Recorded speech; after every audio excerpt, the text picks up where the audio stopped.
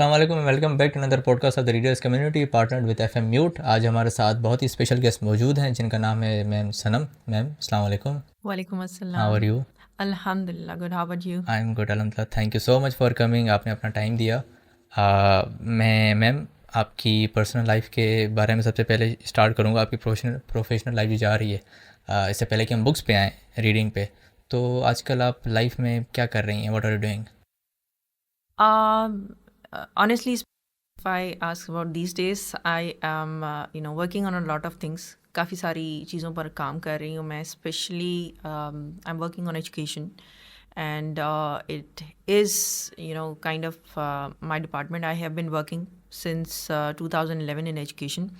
और मैंने education department को जब ज्वाइन किया था तो पढ़ाई भी साथ साथ चल रही थी, एंड देन उसी टाइम से वॉलंटियर वर्क शुरू किया था फॉर एजुकेशन।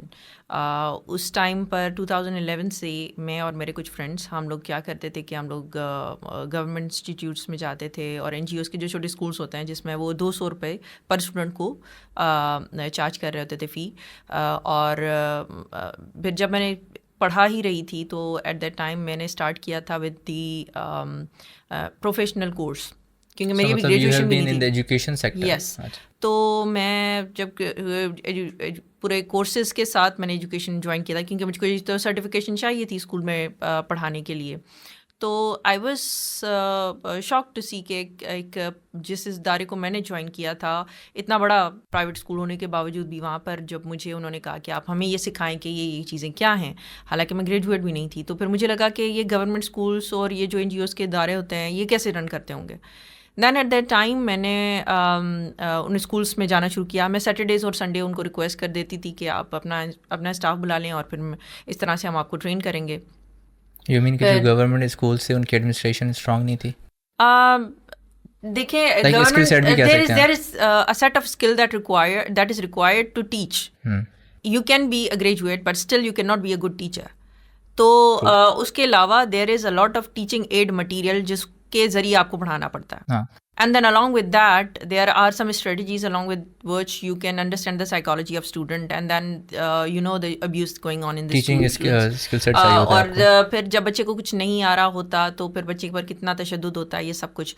तो फिर हमने क्या किया कि हमने फ्रेंड्स सर्कल में हम लोग निकले और इट वाज क्वाइट कोइंसिडेंस कि मेरी फ्रेंड्स जो थी वो भी मेरे साथ ही, हम लोग स्कूल्स के फिनिश होने के फ़ौरन बाद ही हम लोगों ने टीचिंग डिपार्टमेंट जो था उसमें हमने काम करना शुरू कर दिया था जामशोरों में ही।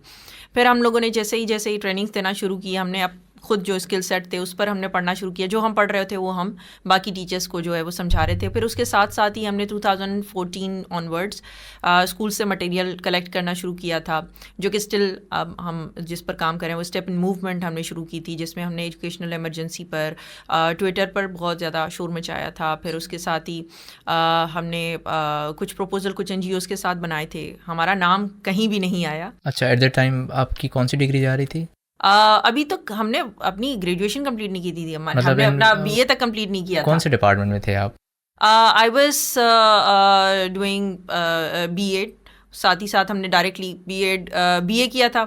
बीए करने के साथ साथ ही हमने जो था वो बीएड भी उसके साथ ही किया। फिर उसके बाद हमने, लेकिन ये सारी जो स्टडीज़ थी हमारी उसके साथ साथ ही हम जो है वो टीचिंग भी कर रहे होते थे।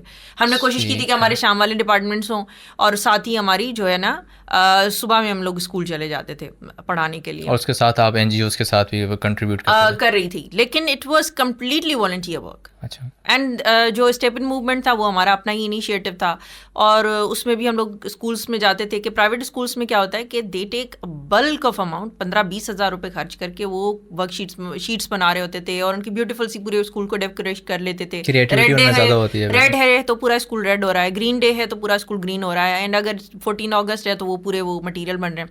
लेकिन वो क्या करते थे कि हर एक चीज़ को बनाने के बाद वो डिस्कार्ड कर देते थे। तो वो कहाँ रखें अब इतना सारा मटेरियल। तो हम लोग वो जो ब्यूटीफुल चीज़ें होती थी उनकी वो सारी चीज़ें डब्बों में कलेक्ट करके, और वो सारी चीज़ें मेरे घर पे आ जाती थी। फिर उसको सॉर्ट आउट करते थे। फिर हम लोग जो सैटरडेज़ को, क्योंकि प्राइवेट स्कूल्स ऑन नहीं होते हैं लेकिन गवर्नमेंट स्कूल्स ऑन होते हैं, तो फिर हम लोग अक्सर सैटरडेज़ को गवर्नमेंट स्कूल्स में चले जाते थे, प्रेफरेबली गर्ल्स स्कूल्स, और फिर हम उनको कहते थे कि हम आपको डेकोरेट करके दे देंगे। ठीक फिर है। हम लोग खुद से कोई टिप सोल्यूशन वगैरह खरीद लेते थे और फिर वो स्टिकर शीट काट काट के डोर्स डेकोरेट करना, क्लास के अंदर चीज़ें लगाना और ये सारा कुछ करते थे. आप कितने बंदे थे, मतलब how many We you were were in the like team? almost six 6। girls, and we were all so young and enthusiastic. And then हम लोग जब जाते थे तो फिर यकीन करें, जब हम गवर्नमेंट स्कूल्स में और ऐसे स्कूल्स में जाते थे, वो लोग हमसे पानी भी नहीं पूछते थे. वो कहते थे कि ये हाँ, मैं यही एनजीओज हैं. पूछने वाला था कि उनका रिएक्शन क्या तो था वो इसमें? ये हमसे पानी भी नहीं पूछे. उनको लगता था कि ये एनजीओज वाले हैं, तो वो अक्सर हमें दिखाते थे, ये देखें ये पानी की टंकी टूटी हुई है, देखें ये हमारा पंखा सही नहीं चल रहा, इसका वो ठीक करा दें, आपके पास तो वो ऐसे भी फंड्स होंगे. होंगे। तो हम उनको कहते थे कि भाई हम एक ग्रुप हैं, आप नॉन प्रॉफिट कह सकते हैं, लेकिन हम कहीं से कोई फंडिंग नहीं आ रही है. स्टिल अभी हमारे पास कोई फंडिंग नहीं होती. हमारे पास जो अब ये है कि हमें कई सारी चीज़ें भेज देते हैं. I mean still my house is kind of place जहाँ पर बहुत सारे लोग बुक्स भी जो है वो छोड़ कर जाते हैं. कई बार ये होता है कि कोई फ्रेंड्स कॉल करती हैं कि ये देखो बुक्स, दो मेरे पास अलमारियाँ हैं और इन बुक्स, इसमें बुक्स जो है अगर कहीं तुम इसको डोनेट कर सको तो ये इसमें यूज़ हो जाएंगी. इस तरह की चीज़ें मेरे पास घर पे ड्रॉप ऑफ हो जाती हैं. अच्छा। तो अब उस लेवल पर हम आ गए हैं. और उसके साथ साथ ही मैंने ये देखा कि जो काफ़ी सारी कलीग्स होती थी उनके साथ डोमेस्टिक वायलेंस के बहुत सारे केसेस होते थे. And then being a lot of girls जो हॉस्टल में रह रही होती थी, क्योंकि हम जब ये इतना सब कुछ कर रहे थे तो हमारी काफ़ी सारी फ्रेंड्स तो बाकायदा पढ़ रही थी, तो वो हॉस्टल्स में भी रह रही थी. फिर उनके कुछ हॉस्टल्स के केसेस होते थे जिनको हम लोग सॉर्ट आउट कर रहे होते थे. करते करते करते I was at that time मैं देख रही थी कि मुझे जेंडर बेस्ड वायलेंस के जो केसेस थे वो इतने एक्सट्रीम आते थे कि anyhow you have to do something. You mean harassment harassment? के केसेस इतने ज़्यादा थे कि you have to do something. And then I had the background of continuous court cases और सारी चीज़ें. तो वो मैंने 10 साल जितना देखा हुआ था, वो सारा कुछ देखने के बाद I was having good contacts with the lawyers, जो फ्री ऑफ कॉस्ट मेरी फ्रेंड्स की काफ़ी सारे जो केसेस होते थे उनको पेपर वर्क कर देना, कुछ को गाइड कर देना और वो सारा कुछ उनको करके दे देते थे. फिर सो करते यू करते took the harassment to the court? Court नहीं, FIA के थ्रू काफ़ी सारी चीज़ ये हो गई थी. काफ़ी सारी चीज़ें ऐसी हो गई थी कि जिसमें काफ़ी सारे केसेस तो मैं डिस्क्लोज नहीं कर सकती. I mean I am really shocked, क्योंकि आजकल ऐसा नहीं होता. अगर कुछ भी होता है ना तो लोग बात को दबा देते हैं, कहते हैं कि औरत है, इज़्ज़त की बात आती है तो कुछ भी किसी के साथ हरासमेंट होती है तो वो बात को दबा देते हैं. देखें, हमने ये इनिशिएटिव शुरू किया था कि हरास दी हरासर, जो आपको हरास करता है ना, वो आपको उसमें इतनी हिम्मत नहीं होती कि वो आपको 4 लोगों के सामने कुछ कर सके. वो कोने कुर्चे इसलिए ढूंढ रहा होता है कि उसको सबसे पहले होता है कि मेरा नाम ना आ जाए, कोई मुझे देख ना ले. बिल्कुल. जब आप ऐसे लोगों के सामने उसको ले आते हैं ना, आप जब कहते हैं कि ये किया है, ये बंदा अभी 2 मिनट पहले क्या कहा था मुझे, आप करके देखें. लड़के हों, लड़कियां हों, ट्रांस हों, आप उनको सबसे पहली चीज़ ये होती है कि उसी वक्त जो कुछ भी वो कर रहा है ना, आप लोगों के सामने उसको घसीट के लें. क्या कहा था मुझे, and he will be down. और अभी तो हमारे पास ऐसे केसेस आते हैं जिसमें हस्बैंड, एक्स हस्बैंड हरेस कर रहा होता है अपनी वाइफ को. और कई बार ऐसा होता है कि हमारे पास ऐसे भी केसेस आते हैं जिसमें जेंडर स्विच हो जाते हैं, जिसमें जो मैन होते हैं वो इस तरह से हरेस हो रहे हैं. फिर उसकी भी हमारे पास केसेस कम होते हैं, लेकिन बात यह है कि हम उसको एड्रेस करते हैं. हम इस चीज़ को एड्रेस करते हैं कि आपका जेंडर कोई भी हो, आप हरास हो सकते हैं. आपको इस तरह से भी होता है कि बच्चे की कस्टडी के लिए एक शरीफ बंदा होता है, उसके लिए भी अक्सर उसके घर में पुलिस भेजी जाती है बार बार, क्योंकि वो इतना अफोर्डिंग नहीं होता कि वो जो है वो देखें. आप जब रिश्ते कर रहे होते हैं तो आप ज़रूर देखते हैं कि मेरे से 2 आगे हो, लड़की जो है उसका बैकग्राउंड बड़ा अच्छा हो तो फिर मुझे बैकग्राउंड की सपोर्ट मिल जाएगी. लेकिन एक वक्त की मार होती है, आपकी जॉब चली जाती है. एंड देन वो कहती है कि this is not the life style which I asked for. फिर वो आप से अलग भी हो जाती है, आपके बच्चे भी चले जाते हैं. एंड देन उसके बाद you are on your own. और फिर पूरा जो है ना हमारा सिस्टम जिसके पास वसाइल होते हैं उसके साथ होता है. एंड देन आपको वो सब कुछ देना पड़ता है. एंड देन हम लोग ये सारा कुछ करते करते अब हम इस चीज़ पर आ गए हैं कि हम लोग इस चीज़ पर campaign. You are running also an organization, I think, right? Yes, I have my own organization, that is Social Aid Advice and Relief Organization, SAR organization. And I took the inspiration from this term SAR because एक case था जिसको हमने 4 साल पैरवी की थी. एक case को हमने 4 साल पैरवी की थी, जिसमें वो डिवोर्स हो जाती थी. वो बंदी बार बार हमारे पास आती थी, फिर डिवोर्स लेकर उसी बंदे से वो वापस आ जाती थी. एंड देन वो फतवे ले लेते थे. एंड देन फाइनली उस केस में हमने उसको कहा कि लीव इट, तुम इतनी मार खा के आती हो. And then she said that I am in love with this person, मैं इसको नहीं छोड़ सकती. आई सेड कि तुम इतनी मार खाती हो कि तुम दीवारों में लगती हो, तुम्हारा सर फट जाता है, तुम्हारे बाजू टूटे हुए हैं. What kind of crazy love is this? You should think about your own dignity. And then I still look after this girl. I still go and see this girl. And ऐसा भी नहीं है कि ये दोनों अच्छे बैकग्राउंड से नहीं हैं, पढ़े लिखे हैं दोनों. Both are working and they have beautiful 3 daughters. And उसके बाद I took the inspiration of that word. In Sindhi we say SAR. SAR means कि you took care of someone over and over again. And this is what our organization is already doing.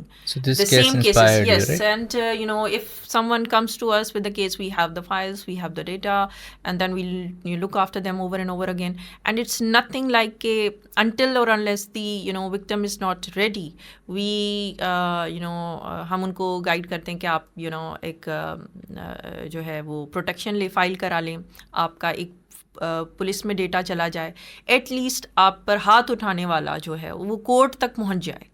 Does police department cooperate with you in this? Yes, they always do. And this is very sad कि आपको police कभी force नहीं करती कि आप जो है वो अपने केस से बेक ऑफ हो जाएं. अच्छा. पुलिस आपको कहती है हम आपके प्लेटफॉर्म के through I would like to talk to all the youngsters, because आपकी 18-20 ऑनवर्ड्स आपकी एज हो जाती है कि when you are looking for the partner. And then never ever get scared of going to the police stations. And you are educated enough कि आपको पता होता है कि आप बहुत ही एक रेस्पेक्टेड जगह पे जा रहे हैं जहाँ पर कानून होता है. आप कोर्ट जाने से मत डरें. जब मैं जिस ज़माने में कोर्ट जाती थी तो मुझे कहते थे उसको शर्म नहीं आती कि ये कोर्ट पहुंच जाती है. ऐसा हाँ, वो सोशल नॉर्म्स होते हैं जो. हाँ, तो मैंने कहा मैं कोर्ट में हूँ एक रेस्पेक्टेड जगह पर. अगर वो रेस्पेक्टेड जगह नहीं है तो वहाँ पर जो बैठा हुआ है तो फिर वो क्या है? जो है वहाँ पर इतने वकील बैठे हुए हैं, कानून जहाँ पर है वो इज्जतदार जगह नहीं होगी. Never get scared. मुझे तो फिर उसके बाद ये हो गया कि मुझे किसी डिपार्टमेंट का भी हो जाता तो मैं केस का उनको नोटिस भेज देती थी. हाँ, मेरे कोई 2,500 रुपये गुम हो गए थे और उन्होंने कहा कि आपकी फ़ीस पे नहीं हुई. और उस वक्त मैं टीचिंग का कोर्स करी थी, 2011 की बात है. तो उन्होंने कहा आपने तो फ़ीस पे नहीं की. मैंने उनको नोटिस भेज दिया. मैंने कहा मैंने पैसे जो हैं वो आपको डाक के थ्रू पे किए हैं. उसमें लाहौर का एक इंस्टीट्यूट था तो उनको रिसीव हो गया. उन्होंने कहा ये तो आपने नोटिस भेज दिया है. तो मैंने कहा जो रिक्वायरमेंट है, अगर आपके पैसे गुम हो जाते हैं ये रूल होता है. आप कहें कि आपको पैसे रिसीव नहीं हुए, डाक कह रहे हैं आपको रिसीव करवाएं, आपके अपने स्टाफ का मामला है, नहीं तो आप खुद पे करें. मैंने पे कर दिया, ये आपको नोटिस रिसीव हो गया. अगर नहीं तो फिर आप मुझे कोर्ट में बुलाएं. बताएं 2,500 रुपये के लिए केस कर दोगे? Yes of course, why not talk to people. Then they should come to some level. आपके पास कानून है तो फिर आप कानून से मिलें लोगों को. अदरवाइज आप लोगों को कहें आपने मुझे इससे देखा भी तो देखा क्यों? I am not allowing you. आपने किसी को मोस्ट इंपॉर्टेंट थिंग, आपने किसी को तस्वीर भेजी, आपने उसको भेजी है ना, उसको आगे फॉरवर्ड नहीं करनी चाहिए. अगर वो करे तो फिर वो ये सोचे कि कानून एथिक्स होते हैं जो ये सब होने चाहिए. कानूनन जुर्म है बेटा. मॉरल एथिक्स से तो बात, एथिकली कोई भी चीज़ है ना तो वो यूनिवर्सल कानून है. अब उसके लिए लॉ है.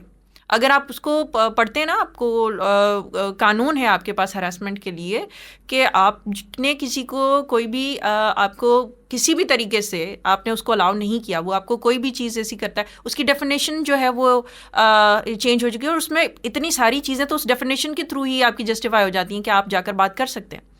एंड पीपल इतना तरीके से लोग करते हैं कि नहीं हमने अपनी बीवी है तो मैंने उसको धमका दिया. क्यों भाई?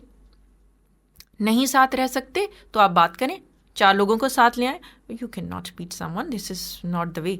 और अगर आप कोई ये कहता है तो आप जाकर अपने पेरेंट्स को देखें, आपके पेरेंट्स के ज़माने में ये होता था, या उसके पहले वाली जनरेशन में ऐसा था? कभी नहीं था। तो मेरे पास एक लेडी आई, वो 25 साल की शादी में मार खा रही थी। मैंने कहा 25 साल हो गए आपकी शादी को? नहीं, मुझे घर तो बचाना है, मैं इस उम्र में तो सेपरेशन नहीं ले सकती। मैंने कहा तो आपके पेरेंट्स को आपने देखा था, या आपके सास ससुर ने ये किया था? तो कह रही नहीं, ऐसा तो कभी नहीं था। तो मैंने कहा आप क्यों मार खा रही हैं, आपने क्यों इस चीज़ को अपनी अगली जनरेशन में पास कर रही हैं? आपके बेटा मारते हैं बहू को? कि नहीं, मैं तो ये नहीं होने दी। मैंने कहा इट विल हैपन, बिकॉज आप अलाउ करिए। वो बेटा सामने देख रहा है 20-25 साल का कि मेरी माँ पिट रही है बाप से। ये इट्स ट्रू। बहुत सारे घरों में ऐसा होता है कि बच्चे अपने पेरेंट्स को देख रहे होते हैं और वो लड़ाई झगड़ा कर रहे हैं, और उन पे उनकी साइक बहुत इम्पैक्ट पड़ता है इसका नेगेटिव, जो उनकी पढ़ाई पे भी असर करता है और उनकी पर्सनल लाइफ पे भी मैटर करता है। अभी तो I am watching very very young kids and they are very much depressed, and even you will see them shaking, you will see very young kids. आप उनके सामने थोड़ी सी टोन चेंज करके बात करके देखें, वो लिटरली वो शिवरिंग करते हैं। And then there are several kind of harassments that is, you know, from that is coming from the home as well, that is coming from the third party, वो कहीं और जा रहे हैं वहाँ से भी, and the teachers स्कूल में भी हरास करते हैं। अब या इस चीज़ ट्रू। से तो बात, ये तो कैसे होता बहुत रहता यंग है। किड्स। आपके पास कराची, आपके पास इस बच्ची का केस है जिसमें वो स्कूल का पूरा नाम आया था, एंड वो उसने स्कूल में सुसाइड किया। जिन्होंने वो ऊपर से छत से जंप किया था, right? Yes, yes. You don't have any system for any mediocre student. आप there are seven types of brain intelligences, that is someone could be good in arithmetics, कोई बहुत good होता है literature में, you may be good in literature, तो आपका वो type of brain है। You cannot be good in several things। होता है, we call them gifted kids। कुछ बच्चे होते हैं जिनका किसी एक पर्टिकुलर सब्जेक्ट में वो बहुत ही ब्रिलियंट होते हैं, लेकिन उसके लिए हमारा सिस्टम रेडी नहीं है। आपने थ्योरी पढ़ा के टीचर को भेज दिया, अब टीचर को आपने कोई भी सब्जेक्ट तो दे दिया, अब वो टीचर का काम है कि वो उसमें उसको चाहती है वो उसके 100% फुल जो है वो मार्क्स आ जाएं।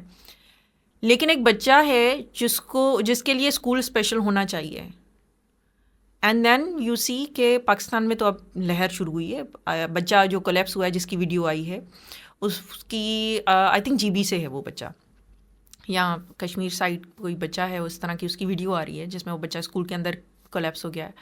अब वो स्कूल वालों पर ये कह रहे हैं कि उस पर तशद्दुद किया गया है। स्कूल वाले कह रहे हैं बच्चे की तबीयत ख़राब थी, जबकि इसकी पूरी जाहिर सी बातें होगी तो पता चलेगा कि क्या है। लेकिन आप देखें कि आपके पास वो बच्चा, अगर आप अपने स्कूल टाइम को याद करें कि आपको याद आ जाएगा, एक बच्चा हमेशा जो है वो उसको पूरे क्लास के सामने जो है ना वो जलील किया जाता है, बुली किया जाता था। ट्रू। वो बुली करना बहुत छोटा वर्ड है बेटा, वो उसके माँ बाप पर आ जाती हैं टीचर्स, उसके पूरे ख़ानदान पर आ जाते हैं, पर उसको कहते हैं कि तुम्हारे बाप की हराम की कमाई है कि तुम ये कर रहे हो। Such kind of derogatory terms you are using for a child. आपको क्या पता उसके घर में उसकी अच्छी खासी रेस्पेक्ट होगी, और उसके फ्रेंड्स के सामने आप उसको कह रहे हैं, और वो पूरा 2 हफ्ते तक बच्चा जो है ना पूरे क्लास में आपने एक लफ्ज़ बोल दिया, वो कंटिन्यूसली जो है वो बुली होता रहता है, कॉन्फिडेंस वो डंप वो हो जाता है। एंड देन आप एक बच्चे को बोल के देखें ना कि ये तुमसे नहीं होगा, आप देखें कि वो काम करके दिखा दे, नहीं होगा उससे, एंड उसी बच्चे को आप कहें कि यू कैन डू इट।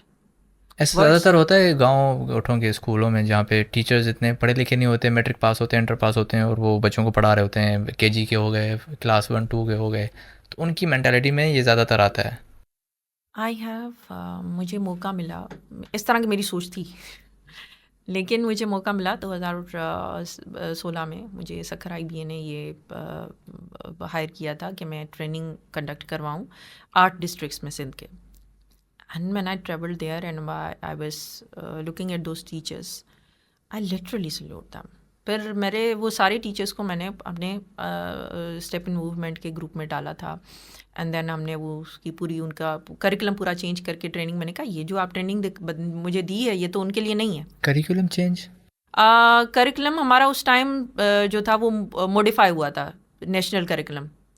तो जब सेंट बोर्ड का, हाँ, तो फिर उन्होंने कहा था कि आप उसकी ट्रेनिंग दें, तो मैंने कहा कि ये उसकी ट्रेनिंग नहीं है, करिकुलम की ट्रेनिंग का मतलब उनको सारा कुछ बताया जाए। तो उस वक्त जो टीचर्स थे उन्होंने हमें कहा कि भाई हमारे पास छत नहीं है। मैं तो गई थी जिस स्कूल से पढ़ा के, वहाँ पर तो AC था, वहाँ पर स्मार्ट बोर्ड था, इंटरैक्टिव पूरा सिस्टम था हमारे पास, और हम तो YouTube खोल के उस वक्त कोई भी चीज़ बतानी होती थी वो खोल के बता देते थे।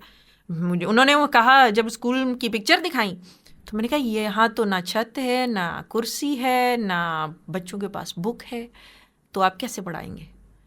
फिर हमने वो ये डिसाइड किया कि जो बंदा है ना, जिसको आप कह रहे हैं कि आपको पढ़ा रहा है, वो उसको किसी बुक की ज़रूरत नहीं, वो बुक पढ़ के आ गया ना, वो आपके पास पूरा इंस्टीट्यूशन है। बिल्कुल ऐसा होता है। तो फिर उस तरह से मैंने वो जब ट्रेनिंग्स कंडक्ट की तो फिर मुझे पता चला कि वहाँ पर तो टीचर बाइक पर जाता है, पहले बच्चों को घर घर से पिक करता है, अच्छा।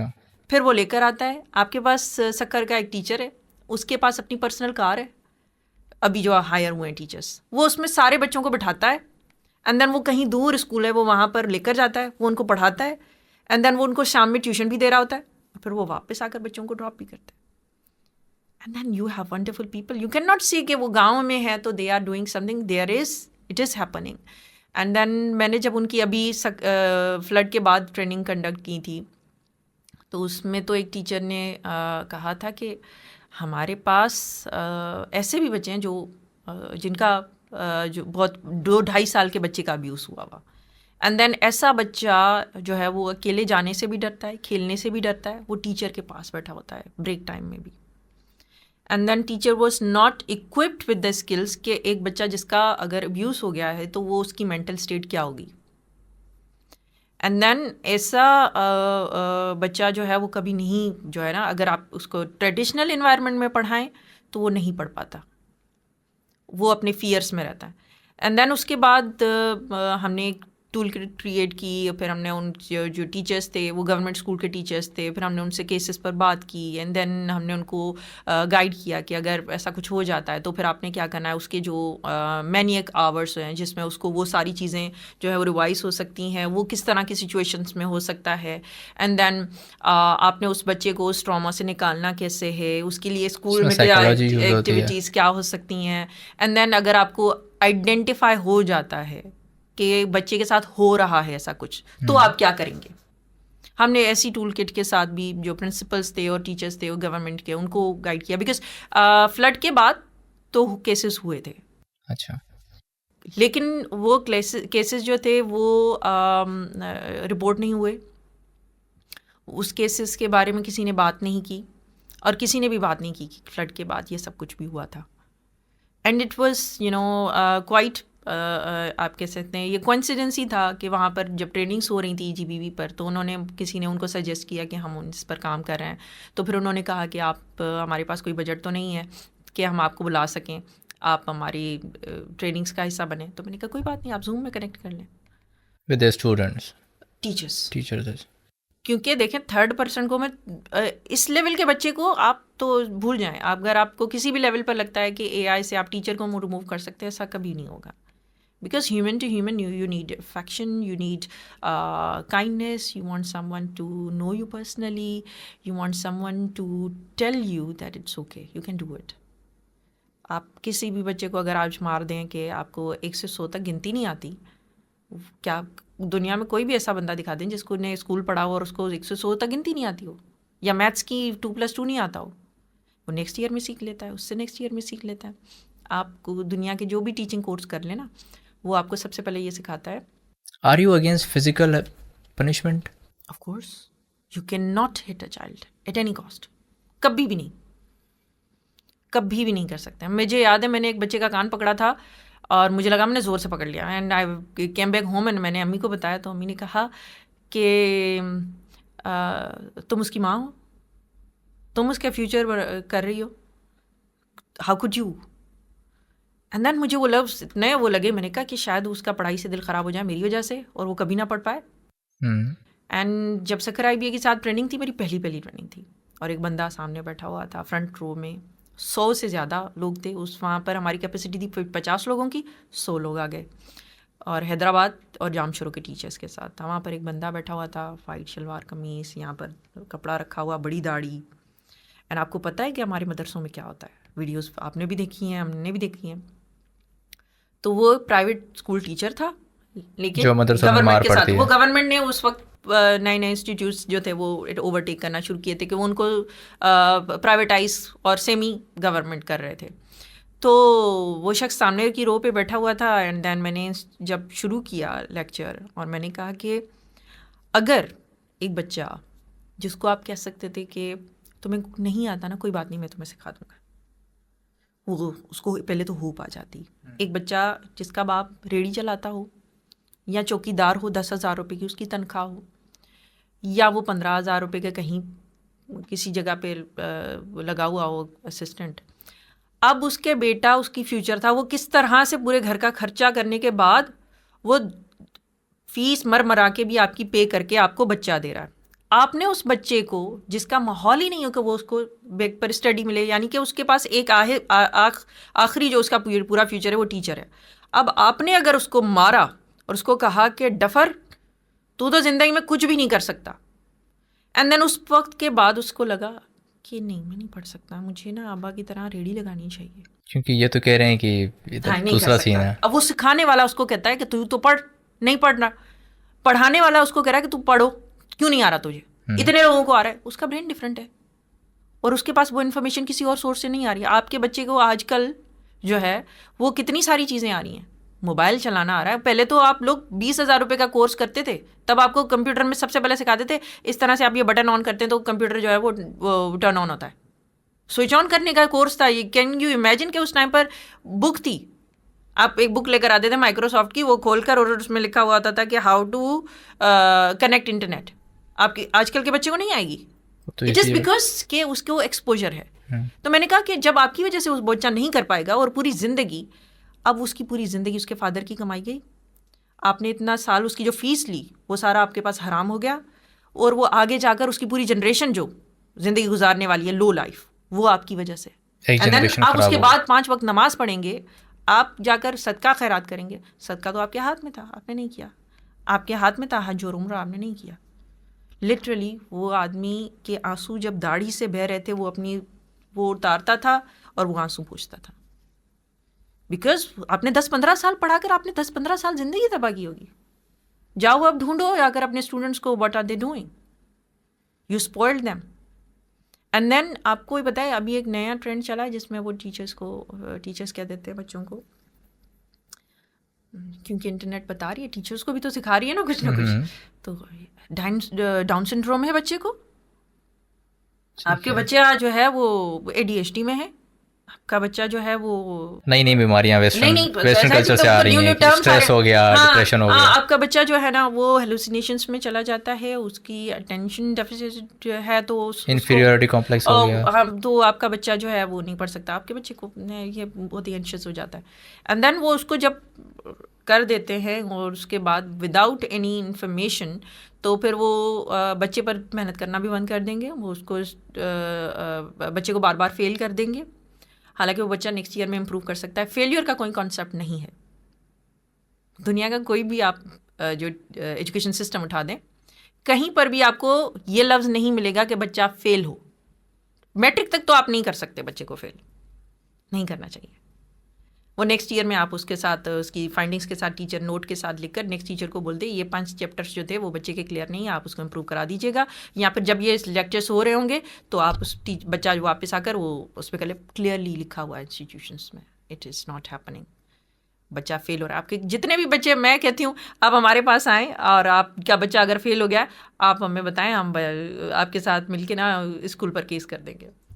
हाँ कर देंगे, आप कर सकते हैं, आप लेकर जाएं और आप अपने सारे वो जो आपके पास स्लिप्स होती हैं, आप स्लिप्स लेकर और चले जाएं, और बल्कि आप हमें ईमेल भेजें saraorganization@gmail.com और हम आपके सारे केसेस कर देंगे। आपकी पूरी फीस जो है ना वो टीचर रिकवर करके दे और स्कूल जमा करके दे। अभी मैं अपने यूट्यूब चैनल के थ्रू आपके पास केसेस फॉरवर्ड करूंगा। ज़रूर करें। आप कैसे बच्चा फेल कर देंगे, क्यों नहीं आया उसको, आप उसको नहीं आ रहा था लेसन, तो आप दूसरी क्लास में तो लेसन चल रहा होगा, वही वाली क्लास 4 तो हमेशा क्लास 4 रहेगी, हाँ, क्लास 4 में भेजो। वो अगर उसको लाइफ साइकिल नहीं आ रहा था, पार्ट्स ऑफ प्लांट नहीं आ रहा था, वो जाकर दोबारा सीखे। क्यों बच्चा फेल हो जाएगा इस बात पे? आप फीसेस भी तो देखें, 15-15, 20-20 हज़ार रुपये जमा करें, आपके 2 लाख रुपए निकल आएंगे। आप ट्रिप पर ले जाए अपने बच्चे को। अच्छा मैम, अभी हम कन्वर्सेशन को थोड़ा टिल्ट करेंगे टुवर्ड्स रीडिंग, जो हमारा मेन ऑब्जेक्टिव था आज पॉडकास्ट का। आपने अभी तक कितनी बुक्स पढ़ी होंगी approx? I was very young. मैं at what age did you start reading? मेरा ये था कि मैं जब बुक्स बच्चा लेकर आता है ना, बुक्स, कोर्स के बुक्स, तो हमारे पास उस टाइम पर ऑक्सफोर्ड के बुक्स होते थे। और उस टाइम ऑक्सफोर्ड नहीं, ऑक्सफोर्ड बाद में आता था हमारे, उससे पहले ब्रिटिश काउंसिल के शायद बुक्स थे। हाँ, ब्रिटिश काउंसिल के बुक्स होते थे। और उसमें हमारे पास स्टोरीज होती थी, बुक्स जो थे इंग्लिश शॉर्ट के, और वो स्टोरीज। शॉर्ट स्टोरीज होती थी। और उसमें इस सब से स्टोरीज का अलग से सीरीज़ की बुक्स आती थी। तो मुझे जैसे ही बुक्स मिल जाते थे तो मैं कहाँ, ये स्कूल में आती थी या घर पे? स्कूल्स का करिकुलम हमारा ऐसा था जिसमें हमारे बुक्स के कोर्सेज में ये सारी चीज़ें थी। तो अब हमारे पास जब बुक्स आ जाती थी क्लास 2 और 3 में। एक मिनट, आपको अलग बुक्स मिलती थी स्टोरीज की? हाँ। कौन से, गवर्नमेंट स्कूल्स में? नहीं, it was OPF, overseas Pakistan foundation के स्कूल से हमारी स्कूलिंग थी। ठीक है। तो वो जब मैं स्कूल लेकर आती थी बुक्स, हमारे मिलते थे कि अब ये कवर वगैरह चढ़ाएं आप, तो मैं 2-3 दिन में पूरे बुक पढ़ लेती। Was it run by British no, या पाकिस्तान? नहीं, ये ओवरसीज पाकिस्तानीज की एक तो इंस्टीट्यूट मैं है। तभी कहूँ पाकिस्तान में तो नहीं होता ऐसा, मतलब गवर्नमेंट स्कूल जो भी हैं वहाँ पे तो नहीं, कोई। गवर्नमेंट स्कूल्स नहीं थे, ये प्राइवेट स्कूल्स अच्छा। थे। और उसमें हमारे पास, आई थिंक ये सेमी प्राइवेट है, I am not so quite sure because मैंने दोबारा उस चीज़ को नहीं छेड़ा। लेकिन फिर वो जब बुक्स आ जाते थे तो मैं बुक्स पर कवर चढ़ाने से पहले तो बुक्स पढ़ लेती थी। ये स्टोरीज जितनी कौन सी क्लास की बात है? 2-3 क्लास में। अच्छा, रीडिंग मेरी बड़ी अच्छी होती थी। ठीक है। और मेरी हमेशा जो थी ना, वो लिटरेचर के जितने भी सब्जेक्ट्स होते थे उसमें फुल मार्क्स आते थे मेरे। तो जो टीचर्स नहीं पसंद थी तो उनका तो कभी नहीं पढ़ा हमने ठीक है। लेकिन बुक पूरा पढ़ लिया था, रीडिंग में पूरी। तो मतलब आपने क्लास 2-3 से रीडिंग करना शुरू की थी? और उसके बाद फिर ये होता था कि हमारा गेम्स का पीरियड होता था। गेम्स के पीरियड में हमारे स्कूल की एक लाइब्रेरी थी जिसमें काफ़ी सारे जो थे वो कबर्ड्स होते थे जिसमें बच्चों की स्टोरीज और टॉयज भी होते थे। तो मैं अक्सर वहाँ से बुक्स इशू करा के ले आती थी एट वेरी यंग एज। पर मुझे ये रेड राइडिंग हुड वगैरह ये सारी बुक्स की बहुत ही खूबसूरत से हमारी होती थी, वो लेकर आती थी। Then I would buy my own books as well. और फिर उसके अलावा हमारे घर पे भी लाइब्रेरी थी। एंड देन इतनी बुक्स पढ़ी कि I don't have number, but ये था कि हमारे पास काफ़ी सारी ऐसी बुक्स भी थी जिसमें बाबा कहते थे कि ये पागल है, ये बुक कहाँ से, खलील जिब्रान 4-5 क्लास का बच्चा पढ़ रहा है। तो वो उनको लगता था कि इसको तो कुछ भी समझ नहीं आएगी। लेकिन बट यू अंडरस्टूड राइट? उस टाइम ये था कि मैं क्लास 4 में थी आई गेस, और बाबा को बुक्स मिली थी खलील जिब्रान की कुछ बच्चों के लिए। हाँ, बच्चों की उनकी हैं स्टोरीज, बिल्कुल है। उस फॉर्मेट में वो पूरा सेट था हमारे पास। 12 जो सेट थे, लेवल थे उसके, सेट्स थे 3-4 जो हमें मिले थे, सारी पढ़ ली। एंड बाबा बस लाइक इसको खलील जिब्रान कहाँ से समझ आएगा। एंड देन वो सारी पढ़ ली। तो उसके बाद फिर बाबा के पास और ज़्यादा बुक्स थी जो ज़्यादा। Was your father a teacher? My father was in irrigation department. He is retired now, but he still has his small library. फिर उसके बाद तो हम बाबा ने हमारे लिए अलग से पोर्शन लाइब्रेरी का बना दिया था। And he was a reader when he was in university. Mehran के ही ग्रेजुएट हैं वो। तो तब से वो अपने साथ बुक्स रखते थे, हमने देखा था उनको रीड करते हुए। अम्मी की भी यही थी। हम माशाल्लाह से 6 बहन भाई। और उस टाइम पेरेंट्स का बड़ा असर पड़ता है, अगर पेरेंट्स बुक रीडर्स हैं ना तो वो अम्मी बच्चों की को। तो एक बैग थी छोटा सा, एक उनके पास सूटकेस था, ठीक है। उसमें वो कपड़ों के साथ ऊपर उनके बुक्स रखे हुए होते थे। एंड देन वो रात में जब अक्सर सब बहन भाई सो जाते, मैं उनको देखती थी, वो उठती थी, अपना वो संदूक निकालती थी, उसमें उनकी अलग बुक्स की कलेक्शन थी, इस्लामिक्स बुक्स की और उसकी किस्सों की। फिर वो उसमें से निकालती थी। अगर मैं जाग रही होती थी और मैं कहती थी अम्मी मुझे भी कुछ सुना दें, तो उनके पास एक बुक थी, उसमें परियों के किस्से थे। एंड देन फॉर मी, अभी तक मुझे वो उस तरह की बुक्स नहीं मिली जो उनके पास कलेक्शन थी, लेकिन उसमें फिर वो हमें पढ़ के भी सुनाती थी। और एक बुक से तो बड़ा डर लगता था, मौत का मंजर, मरने के बाद क्या होगा। ये बुक बाबा ने शायद उनको गिफ्ट की थी, तो पता नहीं शायद इबरत के लिए ही दी हो। लेकिन वो उस तरह की बुक्स भी देखी थी। लेकिन इतना पता था कि ये अपग्रेड होने वाली चीज़ है, जब आप एक चीज़ पढ़ लेते हैं then you go for the upgraded version. तो हाँ बिल्कुल, आप फिर आराम आराम से सीरियस बुक्स पे आ जाते हैं। Yes, then you come for the different. अच्छा, I would like to ask an important question, why did you start reading books? It was like still you read books right? Yes I. उस वक्त priorities कुछ और होंगी books पढ़ने की, अभी कुछ और होंगी, but what is the why behind it, क्यों? देखिए, when I used to read book, I was kind of बच्चा जो इमेजिनेशन जिसको रियल नज़र आती थी।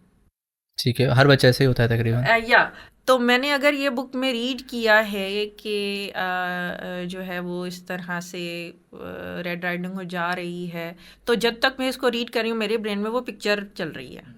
तभी at Albert that time Einstein YouTube कहते हैं वाज ना कि नॉट बच्चों देयर। को फेरी टेल्स पढ़ाया करें। हाँ, तो इस तरह से रीड करना शुरू किया। देन रीड करते करते करते तो हम लोग ने तो मैं तो तकरीबन फर्स्ट ईयर से ही मेरा एक्टिविज्म स्टार्ट हो गया था। As an activist I was working. वो 2005 वाला जो आपने फ्लड सुना होगा कश्मीर में जो आया था, उसके लिए काफ़ी सारी डोनेशंस, कलेक्शंस और कपड़े जमा करना, वो भेजना, और ये ये मैंने सारा। चीज़ नोट की है कि जो भी रीडर्स होते हैं ना, अगर कोई इस एज में लाइक मैट्रिक से पहले कोई बुक रीडर है, एक सीरियस बुक रीडर है, तो जब जैसे ही उसकी मैच्योरिटी आती है, लाइक मैट्रिक के बाद मैच्योरिटी क्योंकि शुरू हो जाती है, they start contributing in the world in small they do, ways. Because आप इतने सारे लोगों से तो मिल चुके होते हैं। Imagine if someone is in tin और उसने गांधी पढ़ लिया है, उसने पढ़ लिया है, नेल्सन मंडेला पढ़ लिया है, नेल्सन मंडेला मार्टिन पढ़ लूथर लिया किंग है, हो गया, कार्ल मार्क्स पढ़ लिया है, तो वो तो डिफरेंट किस्म की जनरेशन आ गई हमारे ऑब्वियसली। पास। And then of course they will have different kind of priorities, and then आपके पास ऐसे लोग कंट्रीब्यूट तो डेफिनेटली करेंगे बिकॉज उन्होंने ऐसे लोगों से मुलाकात की हुई है। If you read a book तो आपने उससे मिल लिया। या ट्रू, ये तो है कि मतलब किसी की ज़िंदगी पढ़नी है या फॉर एग्जांपल आपने किसी बंदे से मिलना है तो उसकी बुक पढ़ लें, आप उससे मिल लेंगे। एंड उसके लिए हमारे पास अब तो कल्चर नहीं है ना इतना कि बड़े बड़े लोगों से आप मिले बैठे। हार्डली हमारे पास कोई बंदा जो 60 से अबव हो, कल्चर नहीं है कि वो अगर आए तो आपके बच्चे यहाँ बैठे साथ, नहीं हाँ, है ऐसा नहीं है कल्चर। बिल्कुल, बातें मैच लेकिन नहीं मैं होती। जिस कल्चर से हूँ वहाँ पर हमने मेरी दादी के भाई, मेरी दादी को जिन्होंने पाला था, उनसे रिसेंटली दे हैव डाइड माशाल्लाह, उनकी एज बड़ी थी एंड देन वो लोग ज़िंदगी में रहे, उन्होंने भी हमें चीज़ें बताई। तो हमें क्यूरियोसिटी तो थी कि पहले क्या होता था, हमारे लाइफ आने क्या से थी, पहले क्या थी। हमसे पहले क्या था। आप अभी लोगों से पूछेंगे ना, तो बच्चों से पूछेंगे तो वो कहेंगे आपको तो कुछ भी नहीं आता, हमें आता है, और अब तो जो ये टेक्नोलॉजी है, अब तो ये सब कुछ है। लेकिन उससे पहले जो लाइफ थी लोगों की, they lived some. Are you interested in history? Yes I am. And उसमें भी मैंने जो I am more interested into the other side of the story. Like what are your most favourite top 5 favourite books? मेरे पास I can not name, नाम लेने में मैं बहुत ज़्यादा ठीक है, उसमें हूँ या because authors, minor, you know. Favourite authors? Sindhi authors को मैंने बहुत पढ़ा है। मैंने उसमें जो हमारे सैयद साहब हैं हमारे, जीएम सैयद? जीएम सैयद को पढ़ा है मैंने, और उसके अलावा पीर अली मोहम्मद राशिदी साहब को पढ़ा है मैंने, और इस तरह के रीडर्स को मैंने पढ़ा है जो जिससे मुझे मेरे जो रूट्स हैं उनका पहले पता हो, rather than you know studying. हाँ, कार्ल मार्क्स पढ़ा है, लेकिन I would prefer my own roots first. मुझे पहले अपना पता होना चाहिए, and then I can explain myself much better. तो अभी आते हैं बुक की तरफ, because you are gonna review a book now. तो कौन सी बुक है जिस पे आप आज रिव्यू करेंगे? I love this book. मैं लेकर भी आई हूँ. That is Daughters of Arabia, and you can see I bought this book in the same condition. And then this book I bought it from जैसे हमारे पास लगते हैं स्टॉल्स लगते हैं, बुक स्टॉल्स लगते हैं, अक्सर ये हमारे पास लगते हैं लाइब्रेरीज़ में और प्रेस क्लब्स में। प्रेस क्लब में मैं कब से जाना शुरू किया है मैंने, मेरे फर्स्ट ईयर के फर्स्ट वीक से। अच्छा। मैं प्रेस क्लब में जब भी हर वीकेंड्स पर जाती थी और मैं वहाँ से एक न्यू बुक लेकर आती थी। एंड देन वहाँ पर मैंने जो बुक पहली कलेक्शन ख़रीद की थी वो अमर जलील साहब की बुक्स थी, और मैंने तकरीबन 1 महीने में उनकी सारी बुक्स ख़त्म कर ली थी। एंड देन मैं वहाँ पर उनके पास जाती, कोई नई बुक आई है अमर जलील साहब की, तो उन्होंने कहा तो बुक ही ख़त्म हो गई है। अब तो ख़त्म ही हो गई हैं, but people should explore them, and specially अगर कोई बंदा आपको कहता है कि इस पर बैन है तो उसको ज़रूर पढ़ें। आप देखें तो उस पर बैन क्यों है।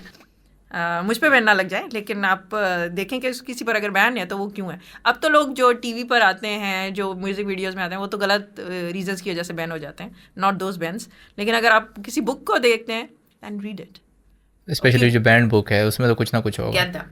I was having the collection, जो उस टाइम पर तो हमें कुछ बुक्स का पता था कि ये हमारे पास हैं, जो बाद में हम कोई ना कोई आता रहा लेकर जाता रहा। फिर हमें जब थोड़े से बड़े हुए तो हमें पता चला कि ये बुक देने की नहीं होती। अच्छा, दीज आर रेयर, जिनको रेयर बुक्स होती हैं जिसकी पब्लिशिंग नहीं होती है, वो पब्लिश्ड होती नहीं है तो फिर वो लिमिटेड लोगों को मिल जाती थी, क्योंकि वो बेन जो बुक हो जाती है वो मज़ीद पब्लिश नहीं हो सकती। सून हमें पता चला कि नहीं, है तो उनका लिटरेचर तो बड़ा, उनकी स्टोरीज तो बहुत ही कमाल है अमर जलील साहब की, तो आप उनको भी रीड करें, आप डाइव इन करते हैं। लेकिन ये जो बुक है बाय जीन सैसन, ये like what is so special about book, इसमें क्या है? बुक कवर, पहले तो आप ये देखें, ये तो आई थिंक इसको कवर दिया गया है, ये कवर ही डिफरेंट है, ठीक लेकिन है। इसका जो मेन कवर है उसका जिक्र जो है वो इस बुक में है कि जब ये बुक पब्लिश हुई है और आई थिंक ये लंदन के फिक्शन बुक एयरपोर्ट है? पर थी जी। Fictional, non fiction? I do not think I have this stamina at this age कि मैं अब जो है वो फिक्शन पढ़ सकूं। I don't. It's stories that are inspired by real events. I can go for it, but not the fiction. ठीक है। लेकिन ये जो स्टोरी है इसमें इसकी शुरुआत ही ऐसे होती है कि इसका सेकंड जो जिल्द मैंने पढ़ा था उसमें यही वो जिल्द है जिसमें वो जिक्र करती हैं कि वो जो भाई देखता है सामने से, बुक पड़ी हुई है उसमें अरेबियन मतलब स्टार्ट कैसे होती है ये बुक, कहाँ से स्टार्ट होती है? स्टार्ट ऐसे होती है कि एक प्रिंसेस के बारे में है ये बुक। प्रिंसेस ने अपनी पूरी स्टोरी लिखी है। ये शाह फहद के दौर की है, जिस किंग फैसल के दौर से है। किंग फैसल के दौर है। आई एम सॉरी, मुझे टाइमिंग का नहीं पता, कब, कौन सी अरेबिया सेंचुरी? का किंग फैसल जो थे, उनके किंग थे सेंचुरी सऊदी अरेबिया की। ये आई थिंक किंग, ये आपके पास तो फैसल अभी की बना तो हुआ नहीं है। है जो 20th सेंचुरी में किंग फैसल था? हाँ जी जी। अच्छा। नहीं नहीं, उससे पहले की बात उससे है पहले। ये तकरीबन 60s का ये मामला चल रहा है। और फिर वहां पर वो प्रिंसेस जो है वो उसको बिठाकर, तकरीबन कोई ये 11-12 सिबलिंग्स होते हैं, वो बिठाकर उसको कहते हैं कि तुम आओ बैठो यहाँ पर, फैसला हो रहा होता है, भाई बाप सब हैं। और उसके बाद में सारी बहनें हैं, एक भाई है इनका, और वो बैठा हुआ है और वो समझ गई। एंड देन मीनवाइल उसने जितने भी अपने उसको याद थे नंबर्स लंदन में, अब उसके जो फ्रेंड्स थे, जो जिनको भी वो जानती थी, जिनके नंबर उसने मेमोराइज कर लिए थे। ऑफ कोर्स उसको पता था कि वो बुक अगर लिख रही है एंड देन वो किसी को रिवील कर रही है रॉयल सीक्रेट्स, तो वो उसके साथ क्या करेंगे। एंड देन यू नो कि सऊदी अरेबिया में they are serial harassers and then abusers. And then उसमें जितने भी स्कैंडल्स हैं फैमिली के, उसने अपने भाई के पूरे स्कैंडल्स लिखे हैं उसमें, उसने अपने फादर के, उनके दोस्तों के स्कैंडल्स लिखे हैं। Then she is very vocal about what her daughter went through. फिर उस सारी चीज़ों को इसने लिखा। तो वो सारा जब उसके भाई ने उसको पढ़ा तो वो बुक वहाँ से उसने ली, उठाई, और अंदर जैसे उसने पढ़ना शुरू किया तो बिस्मिल्लाह करके तो उसके अपने किस्से शुरू हुए। And then she was knowing कि अब मुझे ये बिहेड करेंगे। तो फिर उसके शोहर भी सामने बैठा हुआ था और उसने कहा कि एकदम से मुझे यहाँ से भागना है। वो डिसाइड कर रही थी मैं भागना है यहाँ से, और ऐसे फ़ोन उठानी है और क्विकली फ़ोन करना है। एंड देन मैंने उनको बताना है कि अब लोग बंद कर देंगे और मुझे मार देंगे। लेकिन उन्होंने उसको कहा कि we give you some time, let us think about it कि ये हमारी फैमिली के लिए कितना ख़राब हो सकता है। यू मीन जिन्होंने बुक लिखी है? बुक लिखी थी प्रिंसेस सोफिया ने। ये भी फर्जी नाम दिया गया था उसको, ठीक है। रियल नेम कुछ और है। एंड देन उसने अपनी जो उसकी बहनें थी 7 या 9, उनकी स्टोरीज लिखी। Like I want to know what is the gist of the book. इसमें क्या है ऐसा? इसमें आपको पूरा एक सिस्टम खोल के दे देता है ना पूरा। किस चीज़ का? The royal family and the scandals and then what you see and what is happening.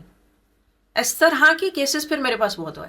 And this book helped me a lot कि आपको जो चीज़ें बाहर नज़र आती हैं and within the family, if your family is in power, तो उसके अंदर क्या होता है। ऐसी फैमिलीज़ के पास, आपके पास जरगे होते हैं, उस जरगों में अंदर क्या होता है। अभी आपके पास कल परसों का केस है, लड़की है, अगेन मेहर बरादरी, वो हैव यू लड़की read the feudal my feudal lord? No वो इसे आई गेस रिलेट करती है कि जो पावरफुल फैमिलीज होती हैं वो अंदर क्या होता है बाहर क्या होता है। ये तो आपके पास है ना, इसी तरह से है कि फैमिलीज जो भी पावर में हैं वो अपने लिए कुछ रूल्स उनके अलग हैं और फिर अंदर दुनिया रूल्स के लिए कुछ अलग और है होते जी। हैं। वो बच्ची को वापस करवाया पुलिस के थ्रू, पुलिस के सामने जिरगा हुआ है आपके पास मीरपुर माथेलो में। और वो लड़की ने पसंद की शादी की थी खानदान से बाहर, तो फिर उन्होंने उसको जरगे में वापस करवाया, हफ्ते के अंदर ही मार दिया, बच्ची को मार दिया। And she could have been alive. Can you imagine that? कि she could have been alive. आपने उसको मार दिया because you had big ego. I was listening yesterday about a very weak हदीस, बहुत ही कमज़ोर किस्म की हदीस है। उसमें कमज़ोर मीन्स? कमज़ोर इसलिए क्योंकि इसको जस्टिफाई नहीं किया जाता। आपके पास कुछ हदीसें होती हैं जिसको आप ऑथेंटिक हदीसें कहते ठीक हैं, है। कुछ को कहा जाता है कि इसकी मसनद जो है वो कमज़ोर है। तो उस हदीस का किस्सा ये था कि प्रॉफिट मूसा अलैहिस्सलाम spoke to शैतान and he gave him दावा। और शैतान को हज़रत मूसा अलैहिस्सलाम ने कहा कि तुम अगर शैतान ने कहा कि तुम अल्लाह ताला से बात करते हो तो उसको कहो कि मुझे माफ़ कर दें। तो उन्होंने कहा ठीक है, मैं अल्लाह ताला से दुआ करूँगा कि तुम्हें वो माफ़ कर दें, एंड देन सब कुछ रज़ा खुशी हो जाएगा, दुनिया सारी इंसान सब कुछ खुशी खुशी हो जाएगा। तो अल्लाह ताला के पास वो गए और अल्लाह ताला ने उनको कहा कि तुम शैतान से कहो कि वो जो है ना हज़रत आदम अलैहिस्सलाम की कब्र पर जाएं और फिर वहाँ पर वो उनको सजदा कर दें। ठीक है, वही बात वहीं पे आ गई। बात वहीं पर आ गई जहाँ से शुरू हुई थी। आपने जहाँ गलती की है आपको वहीं से सुधारनी पड़ेगी। देन वो गया शैतान ने कहा कि ये तो मैं नहीं कर सकता, मैं जिंदा था तो मैंने सजदा नहीं किया, अब मैं मरे हुए की कब्र को कैसे सजदा करूं? तो मेरी मरे हुए को शैतान, मैं इतना वो मैं नहीं करूंगा। ईगो, बात वहीं पे आ गई। ईगो, अगर आपने if you want to see कि आप किसकी साइड पर है, the moment you have the higher ego आप शैतान की साइड पर हैं। सो जितने भी लोग हैं जिनको लगता है कि वो ये कत्ल कर लेंगे या किसी को कत्ल कर रहे हैं, ये कत्ल है, इसमें कोई आपकी जो है ना वो सफ़ेदी नहीं आ जाती कि आपने किसी को कारा किया है तो उसमें आपकी कोई सफ़ेदी नहीं आ जाती। इसमें आपने सिर्फ कत्ल किया है, एक मासूम का कत्ल किया है, and then in the day of judgement you will see where you are standing. आपके सामने होगा और कोई आपको कहेगा मुझे नाहक कत्ल किया। Ma'am, do you have any favourite quotations और लाइंस फ्रॉम द बुक? या कोई आइडिया जो आपको बहुत अच्छा लगा इस बुक में से? मुझे एक चीज़ ने हर्ट किया था बहुत। अच्छा, लाइक कहते हैं कि हर बुक से ना आपको एक ऐसी चीज़ मिलती है जो आपको सारी उम्र याद रहती है, भले आपको सारी बुक याद ना हो। कि जब प्रिंसेस सोफिया की बहन है, उसकी बहनों में सबसे खूबसूरत बहन थी, एंड इन सिंधी भी से कि आपका खूबसूरत होना आपको नसीब नहीं दिलाता, तो ज़्यादा खूबसूरत उतना बुरा नसीब आपका। तो शी सेड कि मैं एक चेयर थी जिस पे लेदर लगा हुआ था, जाहिर सी बात है रॉयल फैमिली की बंदी जो हॉस्पिटल में पड़ी है, तो उसका शौहर जो था उसकी शादी को आई थिंक फर्स्ट वीक हुआ था, जिसके बाद वो उसके हस्बैंड ने उसको इतना बुरा तरीके से अब्यूज़ किया था कि उसके बाद उसकी जो इंटेस्टाइन था उसको बैग लगाया गया था, वो हॉस्पिटल में थी। तो जब हस्बैंड को बुलाया गया तो भाई वहाँ पर खड़ा है, वो जो इकलौता भाई है, एंड देन बहन जो थी वो साथ वहाँ पर ये आई हुई थी, बैठी हुई थी। तो हॉस्पिटल में इनकी नोकझोंक होगी, बचपन से ही नहीं बनती थी इनके आपस में, विजन्स डिफरेंट थे, एंड वो सीरियल अब्यूसर था भाई। तो वो जब बैठी हुई है और वो बेड पर है उसकी बहन, तो अब बैग लगा हुआ है तो it can cause you know एक स्मेल होती है उसमें, देन उसकी एक्सक्रीशन के लिए बैग लगा हुआ है उधर। तो जैसे उसका शौहर आया अपनी बीवी को देखने के लिए तो ही सेड कि बदबू हो रही है बहुत, ये तो यहाँ पर इतनी बदबू है, इसको हटाओ यहाँ से, या फिर मुझे क्यों बुलाया यहाँ पर। He said something like that, and then उसकी बहन शी सेड कि मैं जैसे अपनी चेयर पर मैंने अपनी बाजू रखे हैं तो मुझे इतना गुस्सा आया कि मैंने अपने नाखून जो थे उसमें घुसा दिए। अब वो लेदर फाड़ के वो नाखून जाकर कुर्सी का जो अंदर वुड था उसमें लगे, वो नाखून टूटे और मेरा खून जारी हो गया उसमें से, क्योंकि मुझे भाई ने कहा था कि तुम लोग इतनी बदबख्त हो, तुम लोगों से घर नहीं बसाया जाता, हफ्ते के अंदर तो ये वापस आ रही है, ये यहाँ पहुँच गई और इसने कुछ तो ऐसा किया होगा कि उसके शौहर ने उसका ये हाल किया।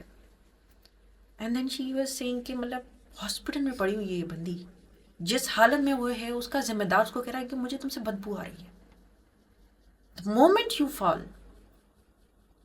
And specially if you are women, nobody stands by you. Nobody.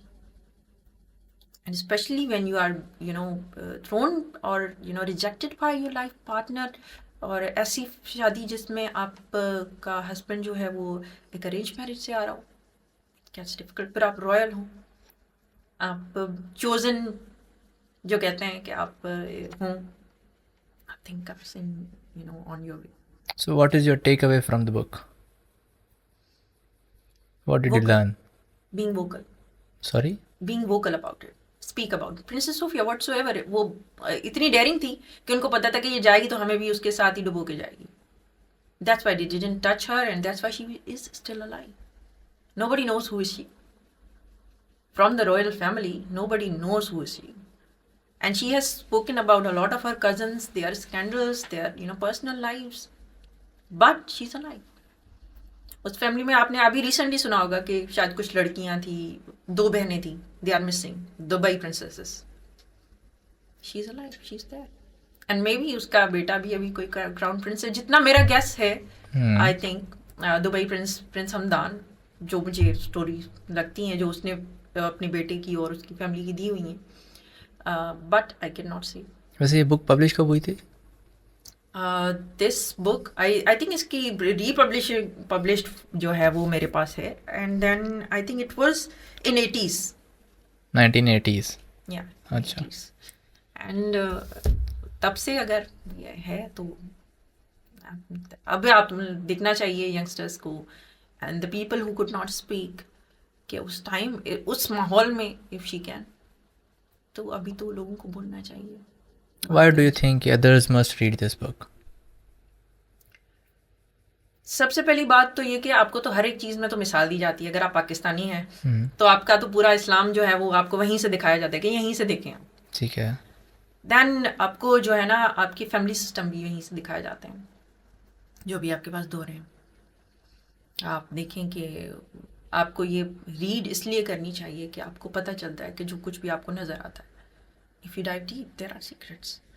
हाँ, एक कोटेशन भी है, क्या कहते हैं कि हर चमकती चीज़ सोना नहीं होती, राइट? हमें तो भाई पूरे वो सोन के नज़र आते हैं. हमें तो वो नज़र आता है, हमें लगता है कि ये यूं करेंगे तो भी इनके पास से शरफियाँ ही गिरेंगी. सो आपको लग पता जाता है. एंड आप इसमें अंदर तो आप ये देखें कि जो उन्होंने बताया हुआ है कि जो आपके पास वहाँ पर फिलीपींस बहुत ज़्यादा है, वो उनके साथ जो करते हैं, जिस तरह से वो उनके साथ बुरा सलूक होता है. And I was not knowing कि इनका जो यूनिट सिस्टम है जिसमें वो लड़कों को इम्प्यूट करके लेकर आते थे और फिर उनके साथ वो जो उनके अपने घरों में हरम में रखते थे, तो वो उनके करते क्या, किस तरह से वो उनके साथ सलूक करते थे, और फिर वो बच्चे उठाकर उनके साथ वो करते क्या है कि जैसे कि जिसके बाद वो अपने वो मुलाजमों की खैप उनके पास जो पहुंचती तो वो पूछती कैसे. अब वो लेबर क्राइम जो है वो उसके बारे में आपको पूरा बताता है. आपके पास वुमेन राइट्स जो है उसके बारे में आपको पूरा बताता है. And then again as a parent you must read this. You will know कि आपके पेरेंट बच्चे अगर गलती करें तो फिर आपको उसके साथ क्या करना चाहिए. So it is a must read for women. Everyone, because आपके पास पूरा एक फैमिली सिस्टम है. You can not take man out of the family system. If man is not educated about कि उसका फैमिली सिस्टम क्या है, इन दी एंड आपके पास जो 5 से 6 बजे की जो भी नौकरी है ये इवन इन दी एंड ये खत्म होती है. You must be very much of a parent, you must be a very much of a husband, you have to be very much of a eligible complete person, whether you are a man or a woman. Intellectual ability आप में जो है ना वो जितनी man के लिए है, आई थिंक वुमेन के लिए भी उतनी ही ज़्यादा ज़रूरी है. If you can not talk, आपने देखा है बहुत सारे लोग कहते हैं कि हम इतनी क्रेजी बातें करते हैं इसलिए हम साथ हैं. तो इसी तरह से अगर कोई बंदा अगर इंटेलेक्चुअल है तो उसको भी तो साथ में चाहिए होता है कि कोई वेल रीड हो, बिल्कुल, कोई ये बातें समझ सके. And this is why you call each other perfect matches.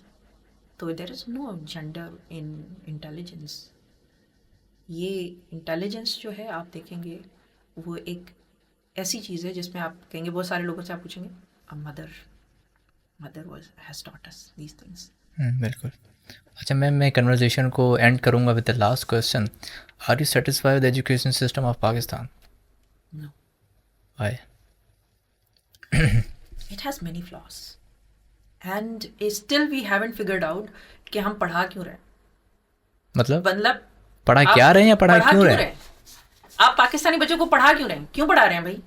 आप मुझे बता दें, आपके पास जो मिनिस्टर्स हैं एजुकेशन के और जितने भी लोग देख रहे हैं वो भी मुझे कमेंट करके बता दें, बल्कि मुझे मेरा नाम लिखकर आप मुझे बता दें कि सनम बाजी पाकिस्तान को इसलिए पढ़ाया जा रहा है।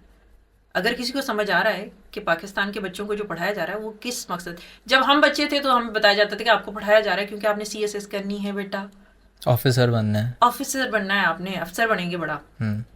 अब तो वो चीज़ भी नहीं है। उस टाइम पर चले आपको सारे पाकिस्तान के बच्चे जो है वो CSS ऑफिसर करने थे, लेकिन अगर आपको पता था कि आपको 1% करने हैं तो बाकी सारे परसेंटेज को आप क्यों पढ़ा रहे थे? क्या पढ़ाना चाह रहे थे आप? अगर आपका मकसद ये था कि आपकी कंट्री जो है वो सिविलाइज हो, आपका करिकुलम में ऐसा कुछ भी नहीं। अगर आप इसलिए पढ़ा रहे थे कि पाकिस्तान में 2022-23 में ऐसे फ्लड्स आएंगे, आपके पास जो क्लाइमेट चेंज है वो संभलने का नहीं होगा, तो आपके पास तो करिकुलम में ऐसा कुछ भी नहीं। अगर आप इसलिए पढ़ा रहे थे कि आपके पास क्राइम रेट इतना ज़्यादा हो जाएगा, करिकुलम में तो ऐसा कुछ भी नहीं है। आपको यकीन नहीं आएगा कि मैंने ऐसे लोगों को जो हमारे पास क्राइम पर काम कर रहे हैं, मैंने उनसे पूछा कि आप मुझे बता दें कि अगर कोई बंदा हरेस करता है तो उसकी सज़ा कितनी होगी? किसी को नहीं पता ही नहीं था। आपको क्या लगता है जो बंदा हरेस करता है स्पेशली वुमेन को, उसके लिए क्या सज़ा होनी चाहिए? भाई हरेसमेंट की सज़ा है 3 साल आप जेल में जाएंगे।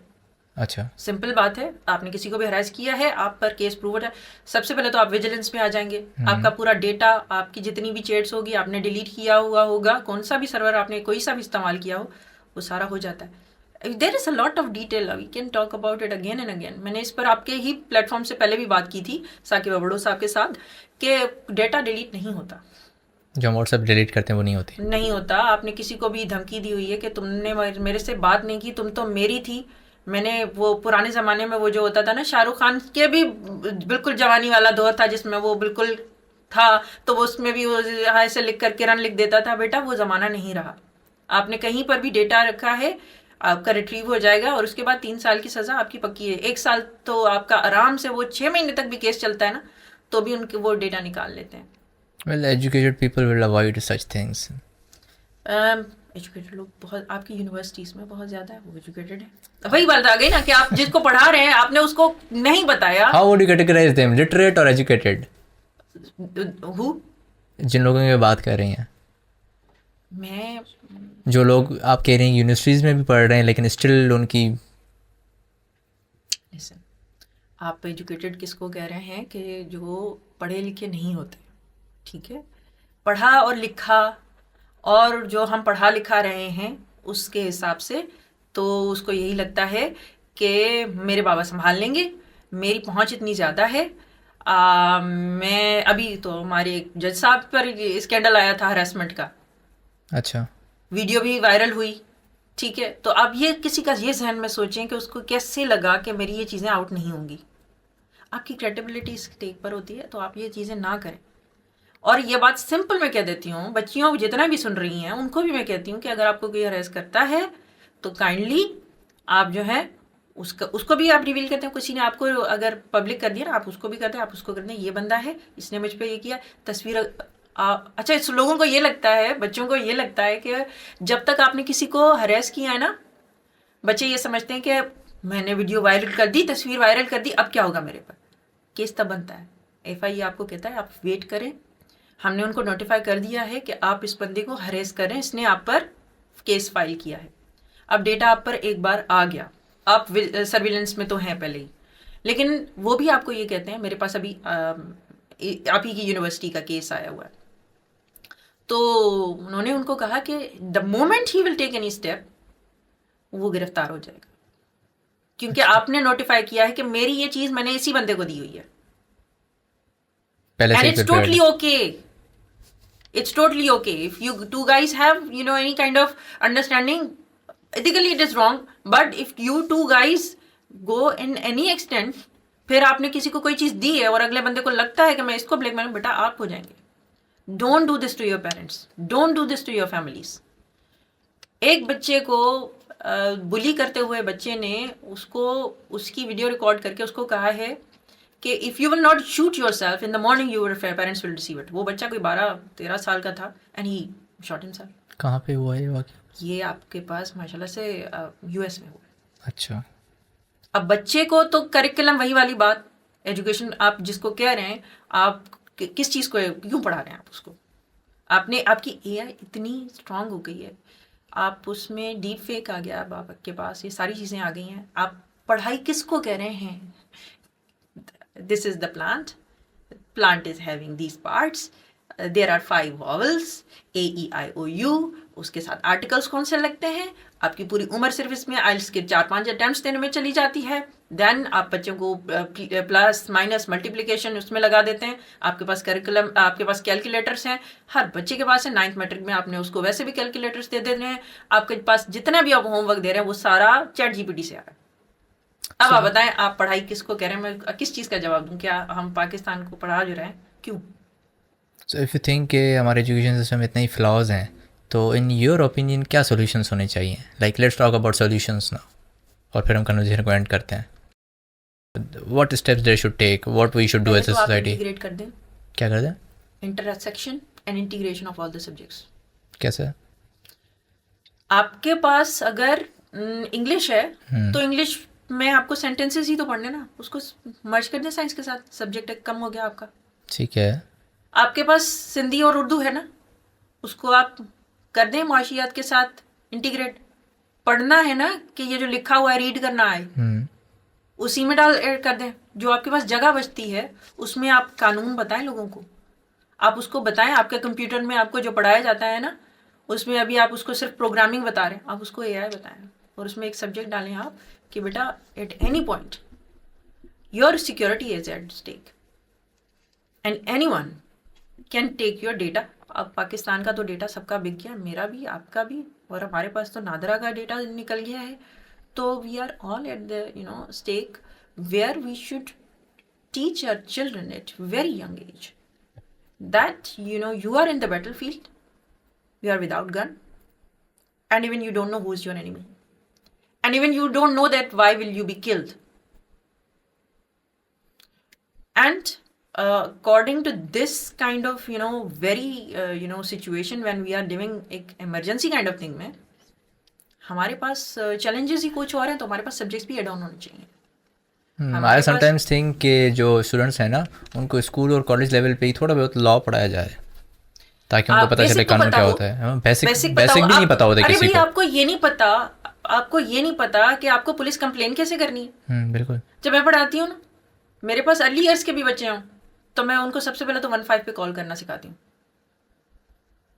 फ़ोन करते हैं, हम भरी हुई क्लास में बच्चे होते हैं, हेलो 15 कि मुझे आपसे बात करनी थी, मेरे पास कुछ बच्चे हैं, आप काइंडली उनको ये बता दें कि अगर ये कहीं पर भी गुम हो जाते हैं तो फिर ये 15 पर कॉल कर लें, किसी से भी पूछ के. अगर उनको मामा पापा का नंबर याद ना हो तो ये आपसे क्या बात कर सकते हैं. वो बंदा आगे से शुरू हो जाता है, बिस्मिल्लाहिर्रहमानिर्रहीम, बेटा अगर आप कहीं से भी गुम हो जाते हैं, आपकी उम्र क्या? कहते हैं 3 साल, 4 साल, 5 साल. बेटा आप बताएं कि अगर आप गुम हो जाते हैं तो फिर आपको 15 पर कॉल करनी है. किस नंबर पे कॉल करनी है? बच्चा खुद बताता है 15 पर. और फिर आपको बताना है कि मैं इस जगह पर हूँ, ये इस अंकल के पास फ़ोन है, आप मुझे ना इस जगह से ले जाएं, मेरे मामा पापा से मैं गुम हो गया हूँ. आपके पास रोज़ मार्केट से बच्चे गुम हो जाते हैं. इतने तो मैंने उठाए बच्चों को. वालदा जो है वो चलती ईद की शॉपिंग करने आई थी, बच्चा पता नहीं कहाँ चला गया. वो बच्चा रो रहा होता है, इधर उधर भाग रहा होता है. और मेरे पास भी लोग आए और उन्होंने कहा कि हमें दे दें बच्चा, हम मस्जिद में ऐलान करवाएंगे. मैं कहा बेटा आपकी शक्ल ही नहीं है, आप मस्जिद में घुसने वाले हो. बच्चा मैं आपको दे दूँ, जाकर कहीं बेच कर आओगे या मार दोगे उसे. बच्चे को स्कूल का नाम आता है, आप कॉल करें, आप बच्चा दे दें, ढूंढ लेंगे. लेकिन आपके पास करिकुलम ही इक्विप्ड नहीं है कि बच्चे को ये पता हो. आपके पास इतने सारे तो बच्चे घरों से भाग जाते हैं. आपके पास अभी तो इतनी सारी वीडियोस आ रही हैं, बच्चे घरों से भाग जाते हैं, टीचर्स के तशद्दुद से भाग जाते हैं. मैं जिस कॉलोनी में रहती हूँ, हमने बचपन से हम हर 2 महीने बाद तो हम एक ऐलान सुन रहे होते थे, बच्चा घूम गया है. जब बच्चा मिलता था तो कहता था मुझे टीचर ने मारा है, मैं खुद भागा था. Right. And then you have not equipped your बच्चा. आपके पास लोग इतने ज़्यादा परेशानियों में घिरे हुए हैं, घरों के अंदर परेशानियां हैं. पेरेंट्स की, आप टीचर की सैलरी देखें, वो स्कूल में आकर क्या करता होगा जिसका खर्चा भी नहीं चलता होगा. मार कुटाइयाँ ये वो. And then we are in a mess. Ma'am, आखिरी question, what is your message to the students of Pakistan? My message to all of you is that, keep yourself well read. And आप रेफरेंसेस के लिए लोगों को ज़रूर देखें. आप देखें कि एक उस्ताद रखें बहुत अच्छा, मेंटोर जिसको कहते हैं. And yes, keep a good mentor along with you. एक अच्छा टीचर आप ढूंढ के रखें. बेशक आपका सीनियर टीचर हो, आपको पता होगा 2 साल बाद मुझे ग्रेजुएशन होकर भी इस टीचर के आपको कोई अच्छा लगता हो, आप बैठें उनके पास. एंड एक एल्डर ज़रूर रखें जिसको आप चीज़ें बताएं.